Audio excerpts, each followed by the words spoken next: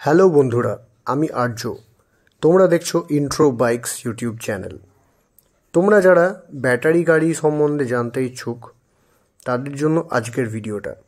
অনেকেই হয়তো ভাবছো একটা ব্যাটারি গাড়ি নেবো, ব্যাটারি স্কুটার বা ব্যাটারি বাইক, তো কোনটা নিলে ঠিক ভালো হবে সেটা সম্বন্ধে একটু তোমরা কনফিউজড। তো সেরকমই একটা ভালো আজকে ব্যাটারি গাড়ির রিভিউ নিয়ে এসেছি। এইটা একটা রেপুটেড কোম্পানির, এটা হচ্ছে powered by Hero Vida V2 pro. এটা একটা দারুণ ইলেকট্রিক স্কুটার যেটা 2025-এই লঞ্চ হয়েছে। তো বন্ধুরা, আজকে তোমাদেরকে এই গাড়িটার ব্যাপারে একটা ডিটেল বলবো। ভিডিওটা পুরোটা দেখতে থাকো। আর এর মধ্যে দাম কত, টপ স্পিড কত, মাইলেজ কীরকম পেতে পারো, চার্জ করতে কত ঘন্টা লাগে, কত টাকা খরচা হয়, যা যা ডিটেল তোমাদের জানা দরকার সব কিছুই আমি এই ভিডিওতে কভার করব। তো ভিডিওটা স্কিপ না করে পুরোটা দেখতে থাকো।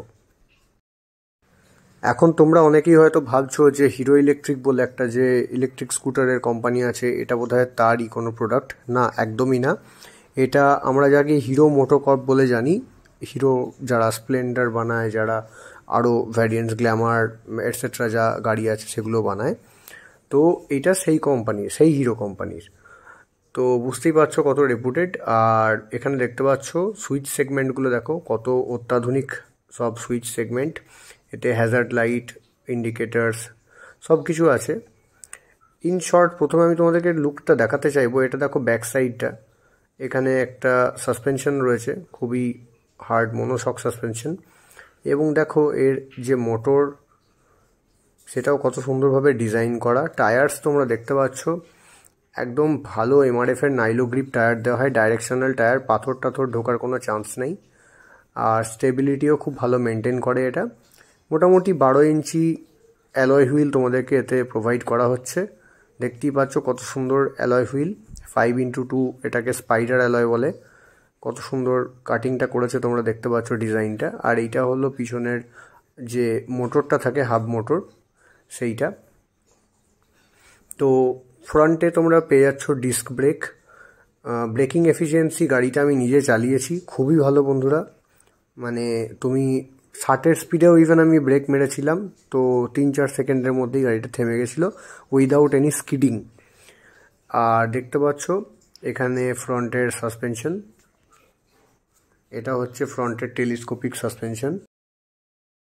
গাড়িটাকে কমফোর্টেবল করার জন্য যা যা করা দরকার কোম্পানি খুব ভালো করে সেগুলোকে খেয়াল করে করেছে। যেমন এ দেখো রিয়ার সাসপেনশন, যেমনটা আমি বললাম মনোশক সাসপেনশন। তো এটা কিন্তু খুবই হাইলি এফিশিয়েন্ট আর খুব ভালো কমফোর্ট প্রোভাইড করে। মানে রাইডারের বেশি ঝাঁকুনি লাগে না গাড়িটা রাইড করার সময়। তো খুবই হাইলি এফিশিয়েন্ট। এবং লেন্থটাও দেখতে পাচ্ছ, খুব বড় এটা লেন্থ। আর স্প্রিং আছে। আর এটা হলো এটার মোটর, যেটা দেখতে পাচ্ছ এয়ার কুলড একটা ফিন্স রয়েছে, ফিন্সের মতো সিস্টেম রয়েছে গাড়ির ইঞ্জিনের মতো, বাট এটা কিন্তু ইলেকট্রিক মোটর অ্যাকচুয়ালি। আর এটার যে মোটরের যে ক্যাপাসিটি সেটা হচ্ছে 3.9 কিলোওয়াট, 3.94 কিলোওয়াট এটার ক্যাপাসিটি। আর এটার যে পিক পাওয়ার, একদম টপ যে পাওয়ারটা, সেটা হচ্ছে প্রায় 6 কিলোওয়াট। আর এটার যে টর্ক সেটা হচ্ছে 25 newton metre. 25 newton metre torque মানে যে কোনো ঢালু উঁচু রাস্তা দিয়ে এটা আরামসে কিন্তু বেরিয়ে যাবে। অনেক 150 সিসির মোটর সাইকেলেও কিন্তু 25 নিউটন মিটার টর্ক থাকে না, তার কম থাকে। এই যে সুইচ সেগমেন্ট তোমরা দেখতে পাচ্ছ এখানে, পার্কিং সুইচ, তারপরে ক্রুজ কন্ট্রোল সুইচ, সব কিছু রয়েছে। ক্রুজ কন্ট্রোল মানে ধরো 25-এর স্পিডে চালাচ্ছ, এইটা ক্রুজ কন্ট্রোল সুইচটা টিপে দিলে তাহলে ওই স্পিডেই চলতে থাকবে কন্টিনিউয়াস, অ্যাক্সিলারেটর ছেড়ে দিলেও ওইভাবেই চলতে থাকবে। আর এখানে মোড রয়েছে, রাইডিং মোডস রয়েছে, যেমন ইকো দেখতে পাচ্ছ তোমরা, eco mode, ride mode, sports mode, তারপরে বিভিন্ন রকমের একটা কাস্টম মোড আছে। তো এইগুলো প্লাস এখানে স্ক্রিনে দেখতে পাচ্ছ তোমরা একটা TFT একটা বড় ডিসপ্লে, 7 ইঞ্চি সাইজের ডিসপ্লে, একটা বিশাল বড়।